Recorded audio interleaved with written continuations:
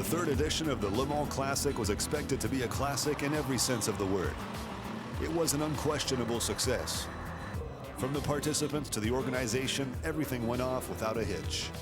This biannual celebration of vintage automobiles offered something for everyone, whether it be the clubs, the gentleman drivers, or simply the curious. As is always the case with this type of event, it all begins with the technical inspection. An event of this size and scope demands that everyone and everything conform to the safety regulations before being allowed to run on the 13.6 kilometer 24 hours of Le Mans circuit. It's valid 2 years only. If it cut La sécurité, c'est pas une question d'année. Well, safety is not a question of age. You know, we're obligated to look after the drivers and all those taking part in this race. 50% of the cars will have to be re-inspected. There are many details involved: malfunctioning circuit breakers, lights, headlight protectors, etc. We can't give the go-ahead before we're sure the car conforms at 100%. À partir sans qu'on ne soit pas assuré que la voiture est conforme à 100%. Parfait. Parfait! C'est bon! Monsieur! Excuse me. I'm glad that they are hard with this because then I know everybody else is equally as prepared as we are. They are very good scrutineers. C'est un plaisir d'intervenir sur des voitures aussi rares, aussi exceptionnelles. Well, it's a treat to inspect such rare and exceptional cars, and apparently the drivers are also very fond of their automobiles. Once this hurdle has been cleared, the competitors next go through the administrative verifications.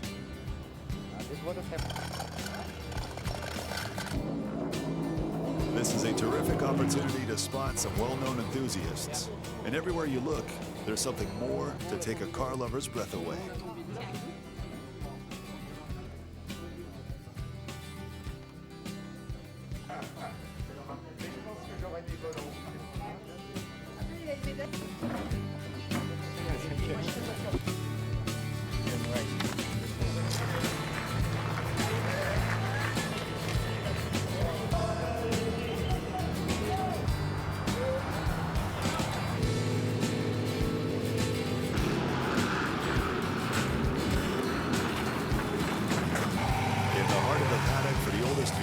Those of Plateau 1, 3 young ladies and a Bugatti grab our attention. One of these ladies, Anne Nicolosi, is in fact the daughter of the creator of France's largest vintage motor show, the Retromobile. And she looks right at home with this Type 37 compressor. In fact, these 3 ladies will race against their collective father, father-in-law, and boyfriend in the category. Nous manquait un reniflard et on a fait du bricolage, là je pense que c'est bon. Ça c'est du bricolage. L'autocollant. Give us the sticker. Ah, puis non après. Ouais! On roule en rallye, on roule...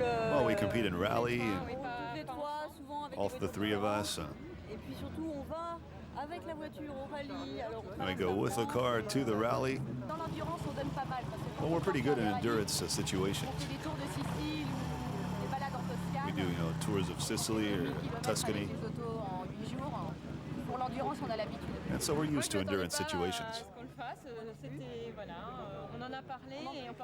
Well, we talked about it. We weren't sure about if we were going to do it or not, and so that's it. We just got involved and jumped on board.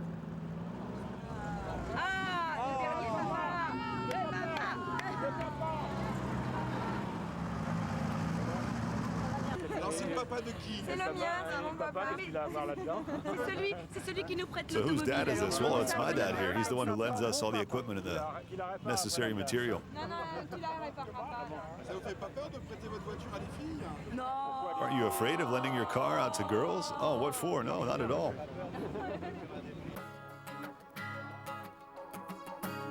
And a race at Le Mans would not be complete without a trip to the city center.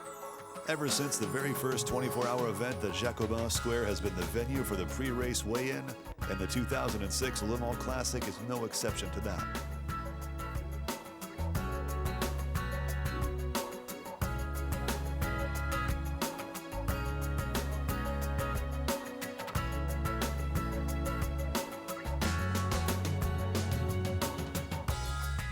The splendid Abbaye de l'Épau, along with Aston Martin, hosted the traditional pre-race gala and dinner, as well as a fashion show.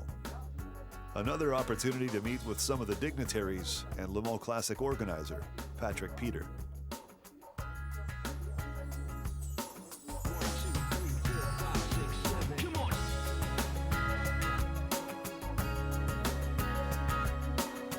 You can't get much better than those three events, I think, in vintage racing circles. So for me, it's the best of both worlds. I get to drive wonderful old race cars, and there's no pressure.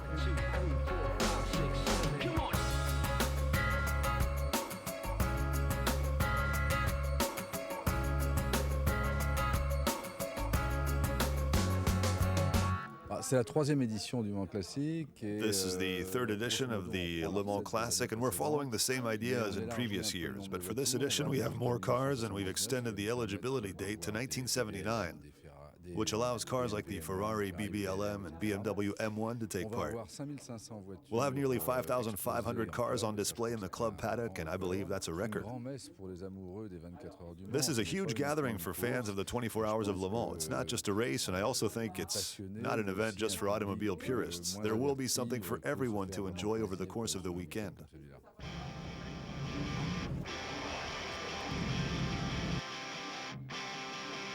It will be a magnificent weekend. There are more and more cars, and the mood is relaxed, but at the same time quite competitive.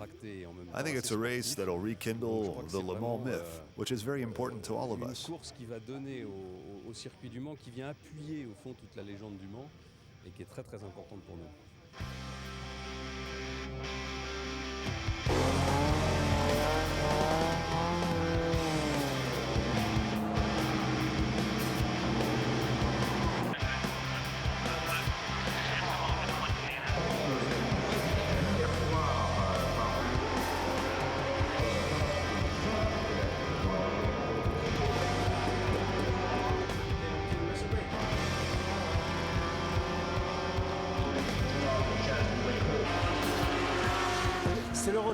I'm back with the same car, the 443 of Depailler and Jabouille, the car that led the 1978 race until 7 or 8 o'clock in the morning.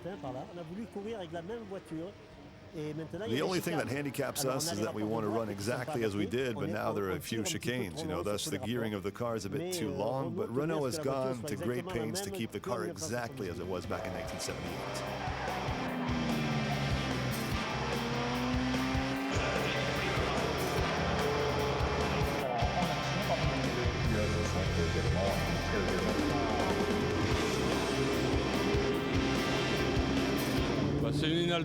Well, it's an Altera. I drove this car with Jean-Pierre Beltoise in 1976. It was the first car built by Jean Rondeau. It was a GTP, which wasn't the leading class back then, but it's great fun to be reunited with it.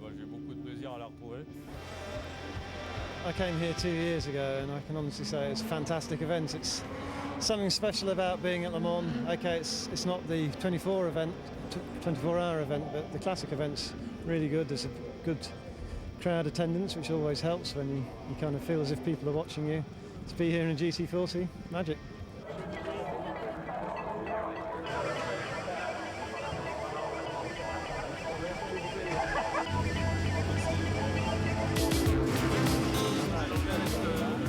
Well, I wasn't able to race at Le Mans this year, so I'm really happy to be here for the Le Mans Classic. And I'll have the chance to drive a car that once competed on the legendary circuit.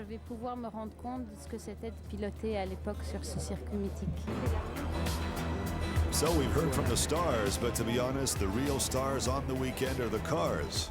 This 1974 Dodge Charger 2 has its place in the legend that is Le Mans.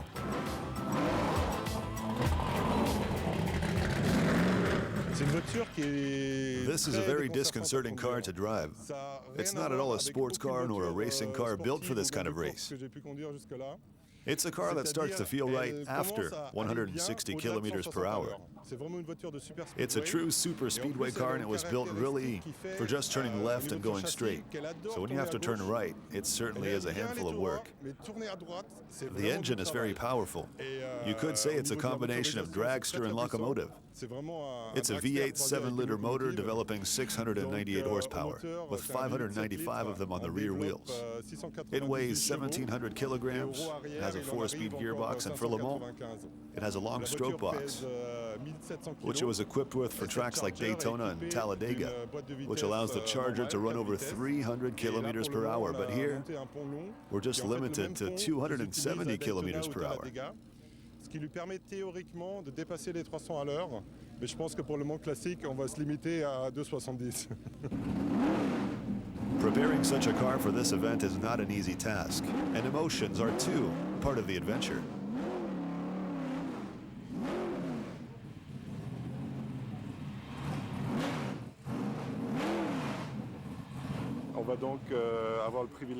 We have the honor of racing on the real 24-hour circuit with a truly historic car that has an incredible pedigree. We're going to have fun and try to bring the fans here as much pleasure as possible.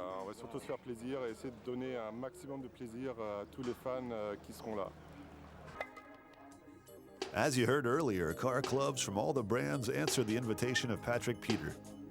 With more than 5,000 cars, this proves better than anything else for people with an interest in vintage cars.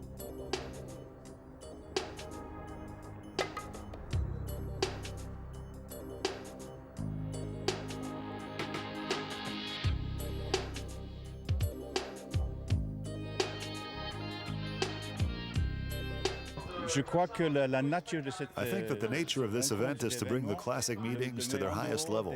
This isn't a simple race weekend. It's a weekend of meetings, and the organization is great because it's done by era.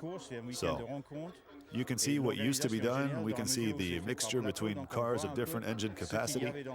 There are French, German, British, Italian makes. There's nothing else like it.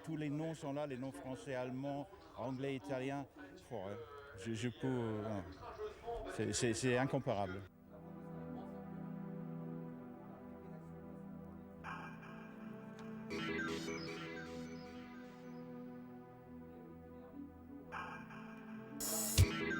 The races are run in groups, and we'll begin with group number 1, cars from 1923 to 1929, with a start full of emotion and color, like it used to be in Le Mans until 1969.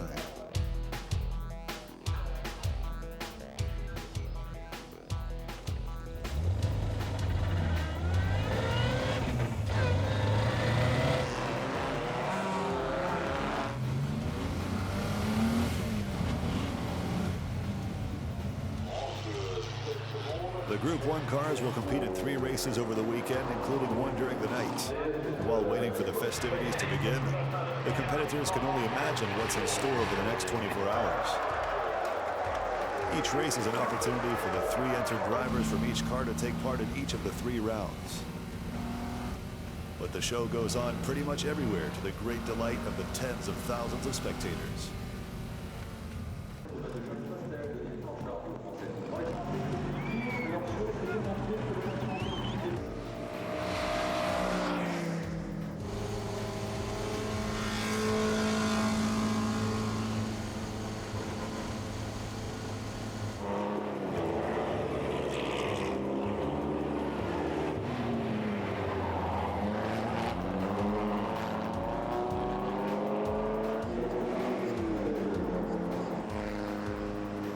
Round is hardly the least spectacular, and nighttime in Le Mans obviously brings back special memories of the past.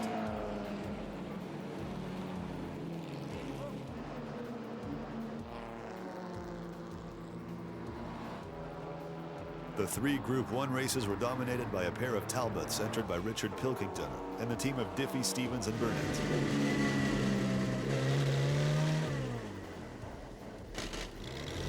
Well, things didn't go exactly to plan for our 3 ladies in the Bugatti Type 37. Here, a spin during the final round on a very slippery track surface at Mulsanne Corner.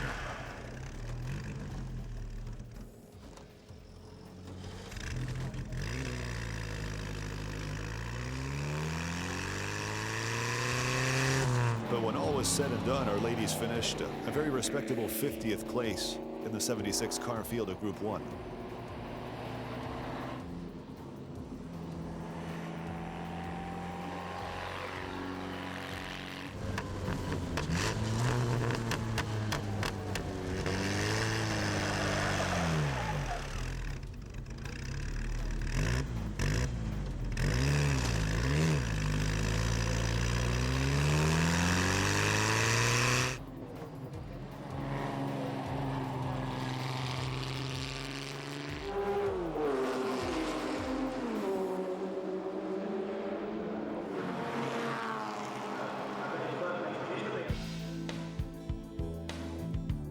Le Mans Classic is also a concours d'élégance with a distinguished panel of judges. Among them, former editor of France's sport auto magazine, José Rosinski. Depuis le début, le Mans Classique prévoit justement deux concours. Well, there are two concours during the Le Mans Classic. One is for the clubs and the other one is for cars that took part in the 24 Hours of Le Mans. The two shows are completely different. We're here to judge the diversity, the quantity, and the valor brought to the patrimony of the club. These are very qualitative and subjective judgments. There are more clubs this year, and there are more cars on hand, which means that the clubs continue to grow. Now this is normal, and each club is well aware of this boom, which in turn elevates the standards at every single meeting.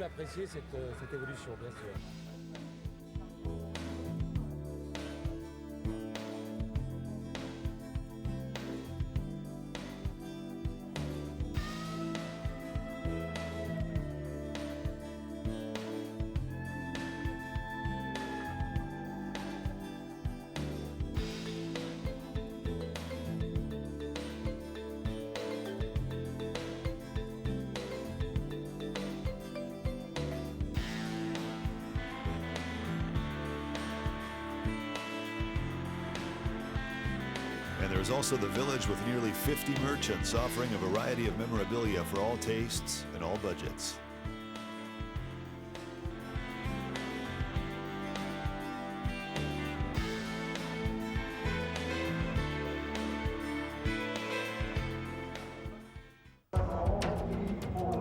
Group 2, for cars dating from 1949 to 1956, is next on the track.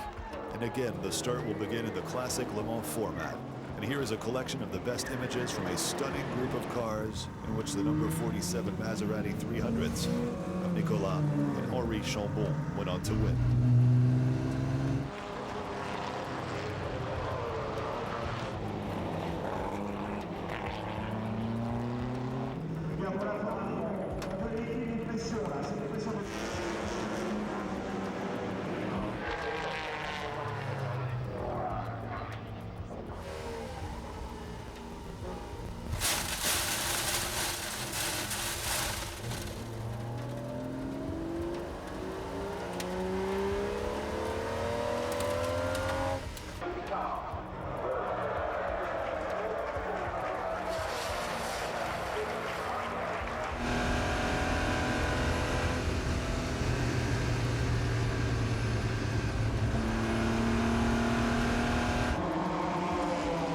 It was the same result during the night race, where fortunately for the era, the quality of the headlamps had greatly improved.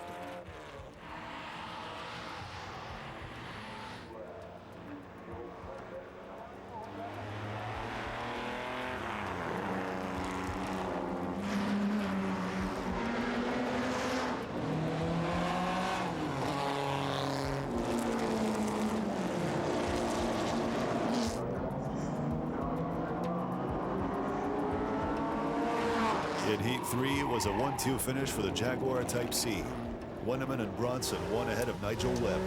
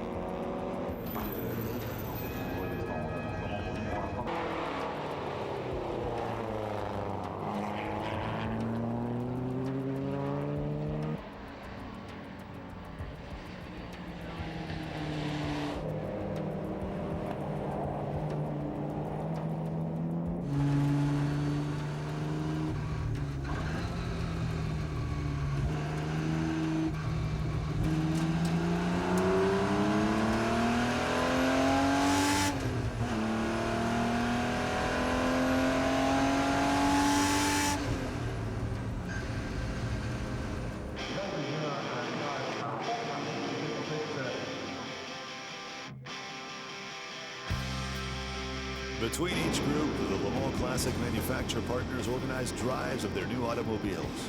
Among them was BMW in the all-new Z4 Coupe. Let's hear from another one of those experts.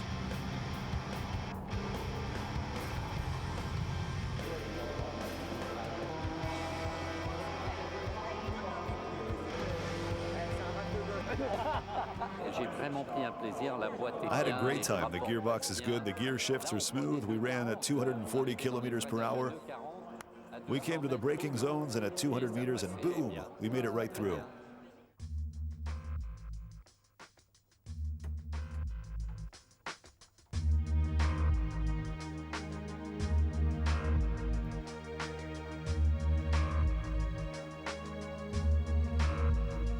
Group 3, same procedure, same spectacle, and the cars are going faster and faster. These cars date from 1957 to 1961.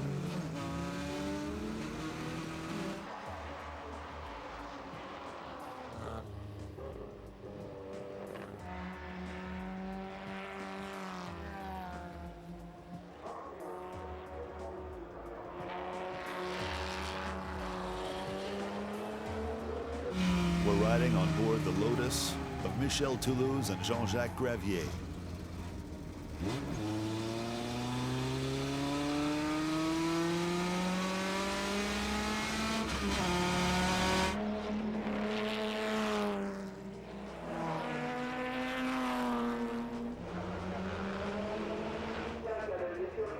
A few bumps and bruises for this Lotus Elite, but Group 3 boasts a terrific field featuring Lotuses, Porsches, Jaguars, Ferraris, and an Aston Martin DBR1 making for some outstanding racing, as long as the mechanical side holds up its end.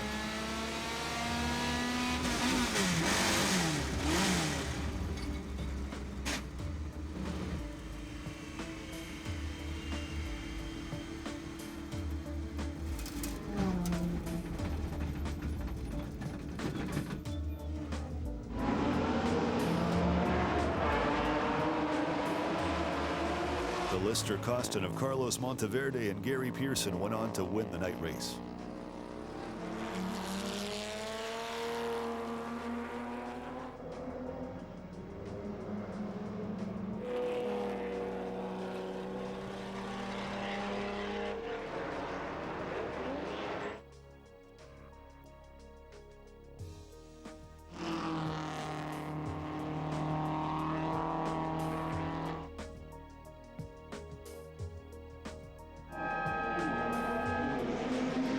Round 3, we're in for a treat as we ride along with Sean Lynn in his splendid Lister Jaguar.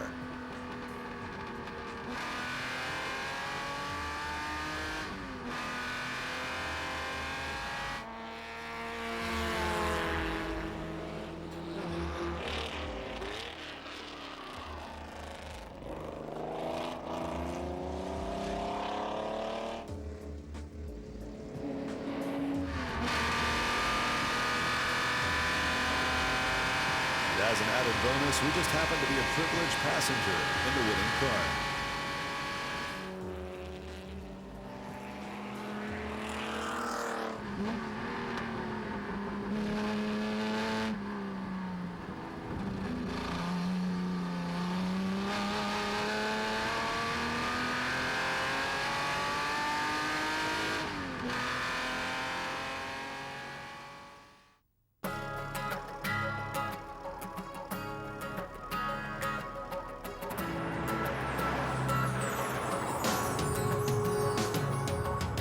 Among the thousands of spectators, many opted for a bit of camping for the weekend, and you never know what or whom you may come across in the Le Mans campsite.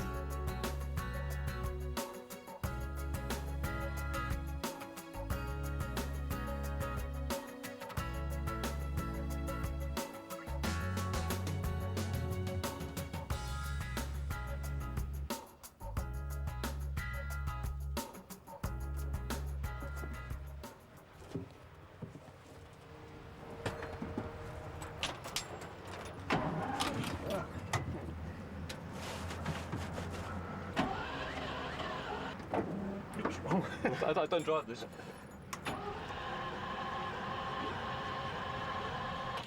Where's the next bus?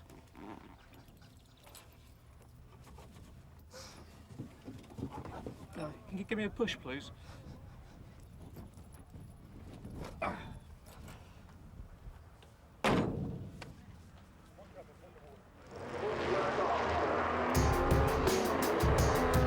Group 4, we've traveled back in time to the mid-60s. And this group, perhaps more than any other, has a tremendous difference in speed among the cars. We're now on board the Triumph TR4 of Paul Hogan.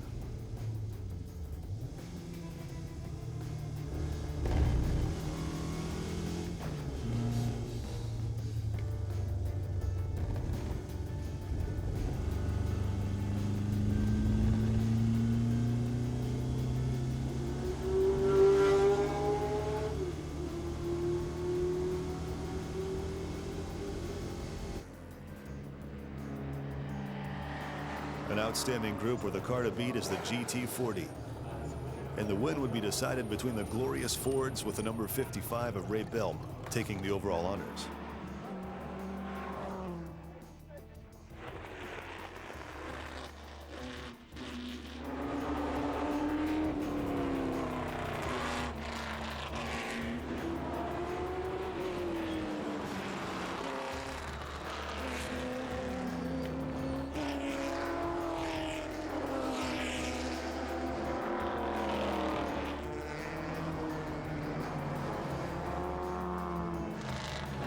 The races succeed one another during the Le Mans Classic. For the course marshals, the work and organization is identical to that of the 24-hour event.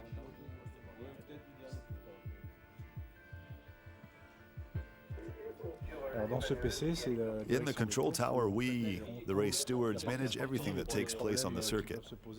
We're in constant contact, either by telephone or by radio, with the circuit marshals, of which there are 850 for the Le Mans Classic. This allows us to take care of any problem that can arise on the track, whether it is responding to an accident or bring the cars off the circuit. We have a very similar medical setup to the one we use for the 24-hour race. It never stops, because in contrast to the 24 hours, where there are 50 cars that run for 24 hours, here we have 496 cars with 18 starts and 18 finishes. So there's a lot to do on the pre-grid. In each race, there are some 65 cars to ready, which makes for tremendous amounts of work.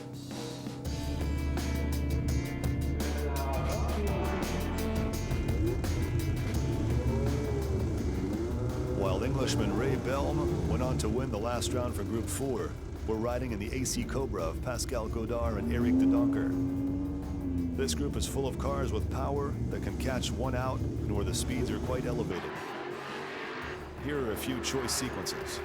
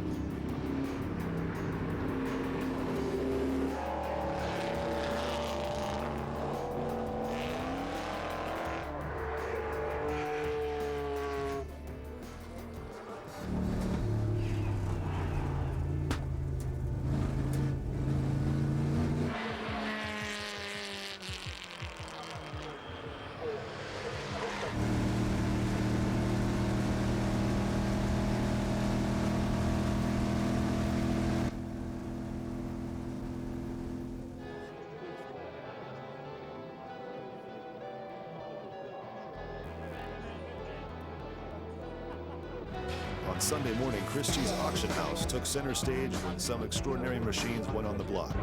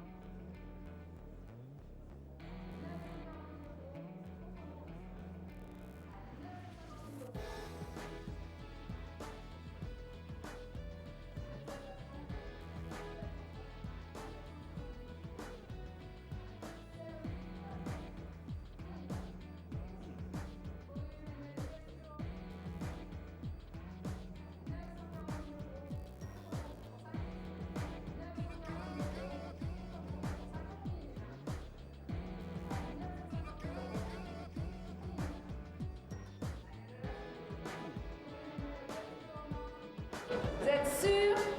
À 990 000. Ah, déjà à vous.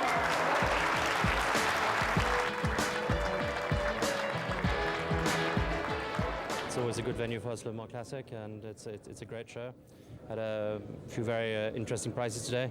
Obviously the Monoposto Turbo Lago X-Fangio car, which did very well. Over €1 million, including premium. So that's a wonderful result. Even smaller cars that sold very well. The Toyota 2000 GT for €150,000 on the hammer, which is a very high result for those lovely cars, which are now creeping up in value and justifiably.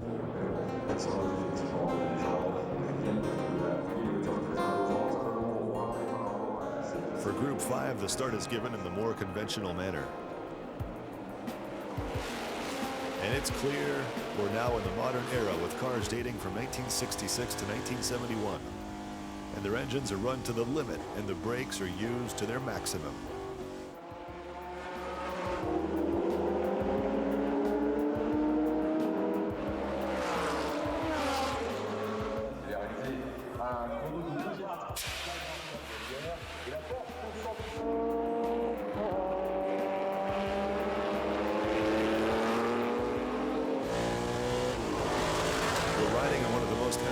Cars of the time, the fabled Lola T70.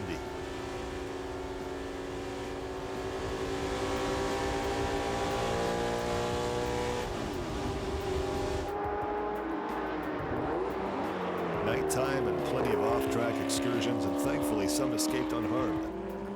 The first round was run at twilight with the second at sunrise. LMS regular Nicolas Minesion won the first round for the group, while the second went to the team of Luco and Guinard. Jean-Marc Luco and Gilles Guinard also won the Group 5 finale, but we certainly did not regret equipping the Lola T212 of Patrick Escande and Jean-Michel Guermonpré, who had a wild race.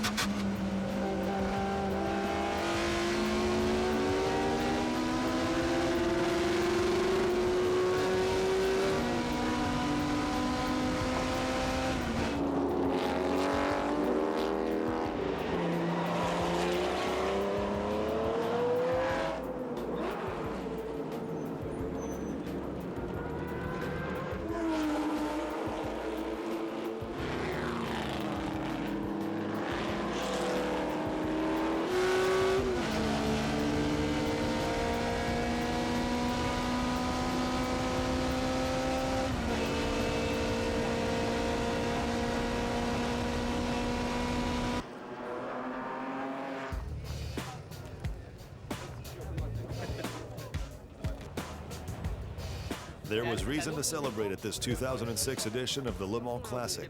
40 years after the GT40 won the Le Mans for the first time, Ford was back with some cars, mechanics, team owners, and drivers who were all here when it actually begun.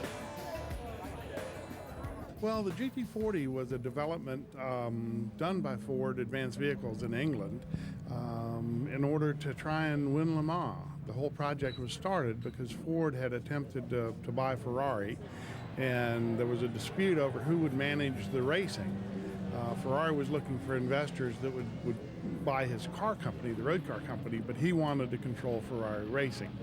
And so Ford decided not to buy him and said, well, we'll just go to Le Mans and beat him.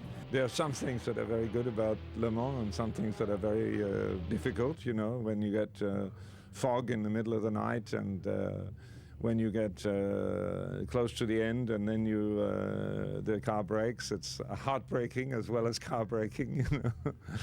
So, yeah, and of course it's dangerous. I mean, then it was very dangerous.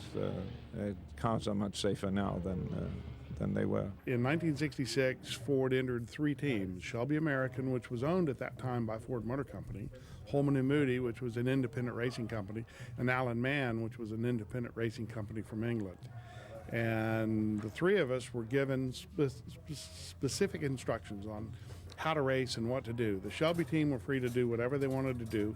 Holman & Moody's cars were supposed to go in front of the Ferraris. We could only pass a Shelby car if a Ferrari was passing a Shelby car. And so we were there to win the race as a backup. Ford number 1. In second place was Ferrari number 27. In third place, Ford number 3. In fourth place, Ferrari number 20. In fifth place, Ford number 2. In sixth position, Ferrari number 21. There was rivalry and an awful lot going in the background, but that was part and parcel of, I think, the Ford, what was then hidden psychology, was that a little competition is a healthy thing.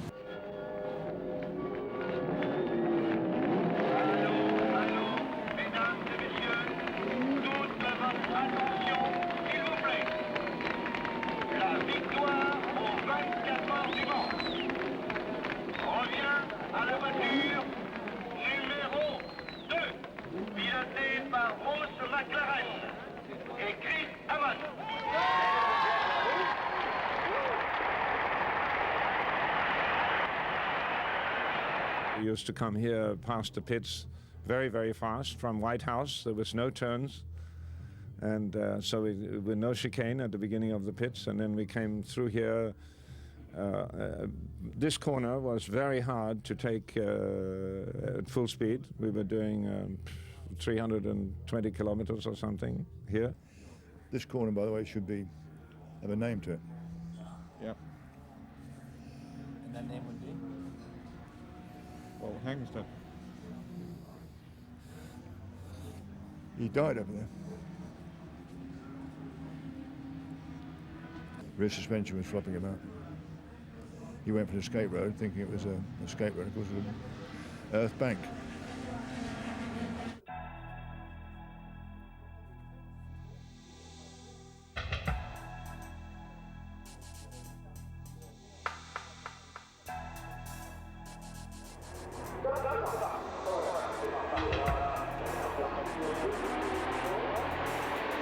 Group 6 set off in the heat of the night, while Heat 2 would come in the wee hours, with the final being the closing act. This group is fast, very fast. Now, we couldn't resist in bringing you the misadventure of Yvon Mahé and the Lola. Fortunately, it looked worse than it actually was.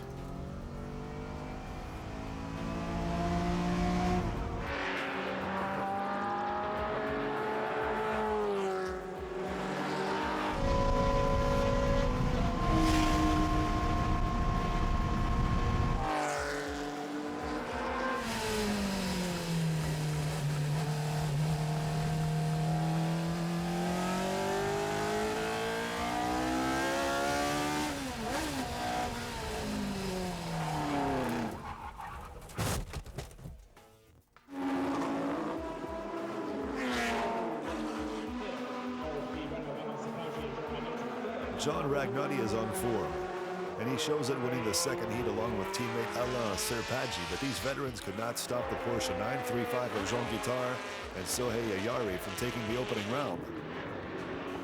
But they got their revenge in the morning.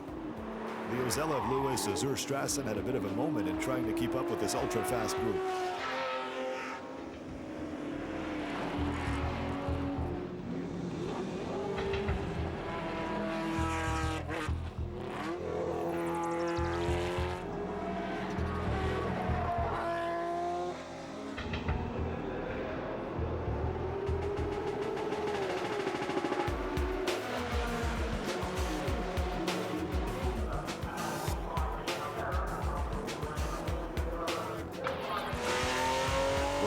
passenger of Hervé Poulain, a rolling piece of art. The car was painted by Calder, who raced in 1975.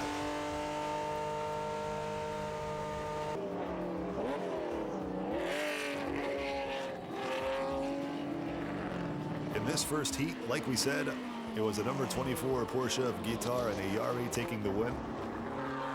But finishing in 23rd, Hervé Poulain made a long-time dream come true.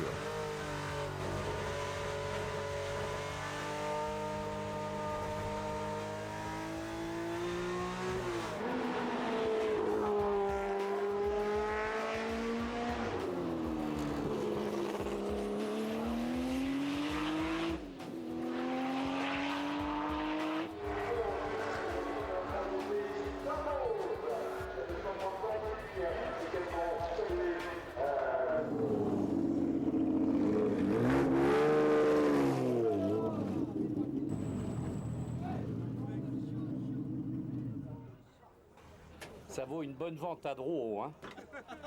Ça vaut une vente de 5 heures à Drouot. 300 lots, 24 records du monde. Et le record du tour, c'est combien? Je sais pas. 3 kilos 2 kilos de perdu.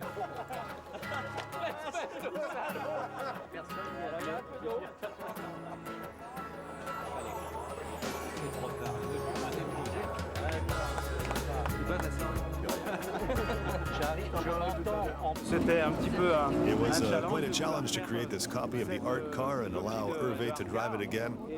It was very important for us, and thanks to Jean-Claude Basso and his team, the confidence of BMW Germany that allowed us to do this, and the Calder family, who gave their permission for this copy.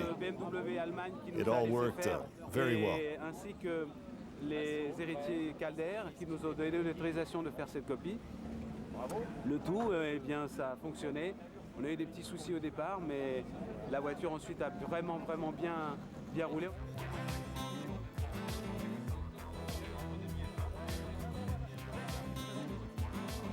Time has now come for the prize giving at the two Concourse.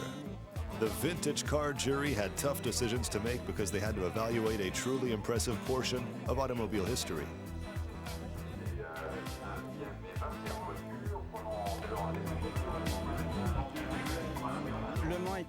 Le Mans is perhaps the most unique race in the world. It isn't fantasy, it's a fact. It's a very demanding race on the machines, especially the suspension, but it's very productive for everyday car construction. If your windscreen wipers work, it's thanks to Le Mans. If your headlights work, it's in part thanks to Le Mans. If your car battery works, it's in large part thanks to Le Mans. Because years ago, it was not permitted to change any of these things during the race. Car on n'avait pas le droit de changer toutes ces pièces pendant la course.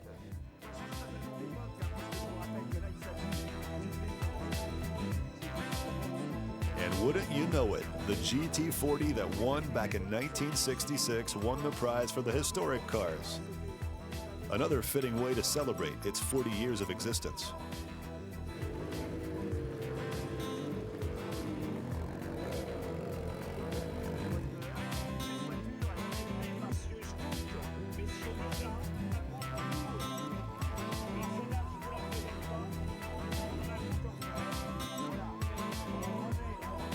In the club category, the Corvette Club took the top prize thanks to its originality and energetic members. We're really pleased. There are Corvette owners who don't know that a club exists. So this weekend is also an opportunity for us to look around and recruit new members.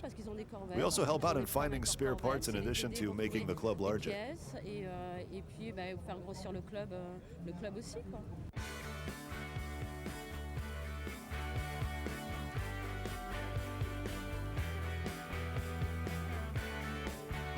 And finally, the prize for the team competition. Number 55 team was the most prolific in all the groups. Richard Mille and French politician François Fillon handed out the trophies to the 6 members of the winning team.